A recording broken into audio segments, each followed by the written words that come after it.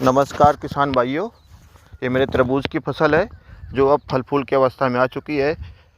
तो देखने में हमारी फसल काफ़ी अच्छी है, इसमें किसी भी प्रकार का रोग या कीट का अभी तक अटैक नहीं हुआ है। तो आज हम आपको बताएंगे फल फूल की अवस्था में क्या फर्टिगेशन करें, क्या दवाओं का इस्तेमाल करें जिससे हमारी फसल काफ़ी अच्छी हो सके। और फल फूल की अवस्था में ही हमारी फसल का उत्पादन तय होता है, तरबूज का उत्पादन तय होता है। इस अवस्था में यदि हम सही से खाद दवाओं का प्रबंधन कर लें तो हमें अधिक से अधिक उत्पादन मिल सकता है। तो बने रहिए हमारे वीडियो में। आज हम आपको पूरी जानकारी देंगे जिससे हमें अधिक से अधिक उत्पादन मिल सके। फूल की अवस्था में तरबूज को फास्फोरस तत्व की अधिक आवश्यकता होती है, तो इस समय ऐसी खादों का उपयोग करना है जिसमें फास्फोरस तत्व की अधिक उपलब्धता होते हैं। तो हमें लेना है 1261 NPK 1261। NPK 1261 में नाइट्रोजन तत्व होता है 12% तथा फास्फोरस होता है 61%, पोटेशियम होता है 0%। NPK 1261 की 3 किलोग्राम मात्रा लेकर आप ड्रिप में चला दें या ड्रिंचिंग कर सकते हैं। यदि आपने ड्रिप की जगह नाली बीज से तरबूज लगाया है तो आप NPK 1261 की जगह लेंगे DAP के 30-40 किलोग्राम मात्रा फसलों की जड़ों के पास में देकर आप पानी लगा दें। कद्दू वर्गीय फसलों को फूल की अवस्था में पर परागण की आवश्यकता होती है, तो उसके लिए हमें चाहिए कि हमारी फसलों में जितना अधिक से अधिक मधुमक्खी, तितली या अन्य कीट जो लाभदायक कीट हों, जितना हमारे खेत में आएंगे, तरबूज के खेत में आएंगे, उतना अधिक हमको अधिक उत्पादन मिलेगा। तो इसके लिए आवश्यक है कि हम ऐसे कीटनाशकों का उपयोग कम से कम करें जिससे हमारे जो मित्र कीट हैं उनको कम से कम नुकसान पहुंचावे। तो इसके लिए यदि हम बायो R330 का उपयोग करते हैं तो वो हमारे लिए बहुत ही लाभदायक होता है। बायो R330 मधुमक्खी, तितली, अन्य लाभदायक कीटों को हमारे खेतों की तरफ अट्रैक्ट करता है। तो बायो R330 की मात्रा 20 ml मात्रा प्रति टंक के हिसाब से आप स्प्रे कर दें तो वो हमारे लिए रस चूसक कीट है, थ्रिप्स है, माइट्स है या अन्य रस चूसक कीट है उनको भी बचाएगा और मधुमक्खी और लाभदायक कीटों को हमारे खेत की तरफ आकर्षित करेगा। NPK 1261 जीरो के फर्टिगेशन के बाद हमारा अगला फर्टिगेशन होगा माइक्रोन्यूट्रिएंट्स का। माइक्रोन्यूट्रिएंट्स की 3 किलोग्राम मात्रा लेकर आप ड्रिप में चला सकते हैं। यदि आपने नाली बीज से खेती की है तो नाली में आप 5 किलोग्राम यूरिया के साथ मिलाकर या मिट्टी के साथ मिलाकर आप नाली में बिखराव कर दें और उसके बाद में पानी लगा दें। अब हमारी फसल फूल से फल की अवस्था में आने लगती है, मतलब दोनों चीज़ें होती है, फल भी होता है और फूल भी होता है। तो इस समय ऐसी खाद का उपयोग करना है जिसमें फास्फोरस तत्व भी हो, पोटेशियम तत्व भी हो। तो उसके लिए सर्वोत्तम खाद है हमारा 05234। 05234 में नाइट्रोजन 0%, 52% फास्फोरस और 34% पोटेशियम। 05234 की 3 किलोग्राम मात्रा लेकर आप ड्रिप में चला दें या ड्रिंचिंग कर सकते हैं। यदि आपने नाली विधि में किया तो आप नाली विधि में भी फसलों की जड़ों के पास देकर पानी लगा दें। इसके बाद 05234 का स्प्रे भी कर सकते हैं। 05234 का जो स्प्रे करेंगे उसमें इसकी मात्रा रहेगी 80 से 100 ग्राम प्रति टंकी। इससे हम अधिक मात्रा नहीं लेंगे। यदि इससे अधिक मात्रा लेते हैं तो वो हमारे फूलों के लिए नुकसान कर सकता है। तो इसका स्प्रे बहुत अच्छा रहेगा। आप ड्रिप में भी चला सकते हैं और एक स्प्रे भी ले सकते हैं। अब इसी समय हमारे फूल से फल बनने लगते हैं तो उसमें एक कीट का अटैक होता है जो फल मक्खी होते हैं। फल मक्खी का अटैक बहुत ही खतरनाक होता है जो हमारे फलों को नुकसान पहुंचाता है। जिस फल में इसका डंक मार देती है वो फल पूरी तरह से बर्बाद हो जाता है या ख़राब हो जाता है। तो इससे बचने के लिए हम किसी रासायनिक स्प्रे की अपेक्षा यदि हम फुल फ्लाई ट्रैप का इस्तेमाल करें तो वो बहुत अच्छा उपाय होगा।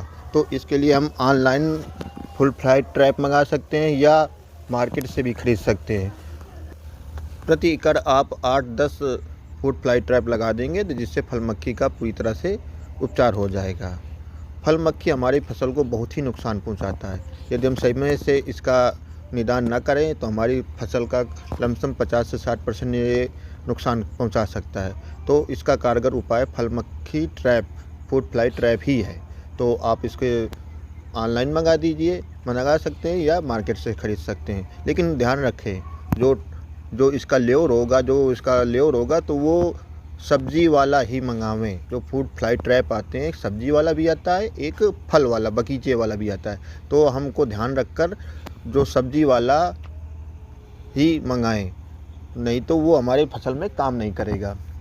अब NPK 05234 के फर्टिगेशन के 5 दिन बाद हमको लेना है कैल्शियम नाइट्रेट। कैल्शियम नाइट्रेट की मात्रा रहेगी 3 से 4 किलोग्राम और साथ में लेना है बोरान 20% वाला। दोनों को मिला के आप ड्रिप में चला सकते हैं और या नाली बीज से किया है तो फसलों की जड़ों के पास बुड़काव करके आप पानी लगा दें। कैल्शियम नाइट्रेट में कैल्शियम होता है 18.5% और नाइट्रोजन होता है 15.5% होता है। अब यदि हम अपने फसलों में कैल्शियम नाइट्रेट का उपयोग करते हैं तो हम उसका रिजल्ट अलग से देखने को मिल जाता है कि हमारे फलों का साइज़, गुणवत्ता काफ़ी तेज़ी से बढ़ने लगती हैं। तो हमें अपने फसलों में, तरबूज की फसलों में फल की अवस्था में कैल्शियम नाइट्रेट का उपयोग करना है। साथ में बोरान का भी इस्तेमाल करना है। बोरान फलों का टेढ़ा मेढ़ा, साथ में फलों का फट जाना और फूल से फल बनने की क्रियाशीलता को काफ़ी तेज़ करता है। तो बोरान प्लस कैल्शियम नाइट्रेट का अपनी तरबूज की फसल में या किसी भी अन्य फसलों में, कद्दू वर्गी की फसलों में ज़रा उसका उपयोग ज़रूरी है।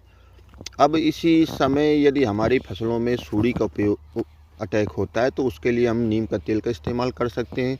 यदि सूड़ी का अटैक काफ़ी तेज़ होता है तो उसके लिए हम कोराजन या जो अन्य एमेमेक्टिन बेंजीन का इस्तेमाल कर सकते हैं।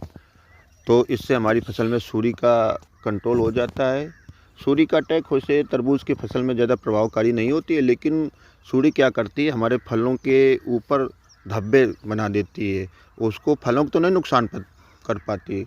तरबूज का जो छिकला होता है वो काफ़ी टाइट होता है, तो उसके फलों के अंदर नहीं जा पाती, लेकिन उसका साइज़ ख़राब कर देती, जिसके कारण हमारे तरबूज का मार्केट में मांग कम सही होती है। तो इसके लिए हम यदि कोराजन या नीम का तेल, जब कम दिक्कत है तो नीम का तेल का इस्तेमाल कर सकते हैं, ज़्यादा प्रभाव है तो कोराजन का इस्तेमाल कर सकते हैं या एमेमेक्टिन बेंजीन का इस्तेमाल कर सकते हैं।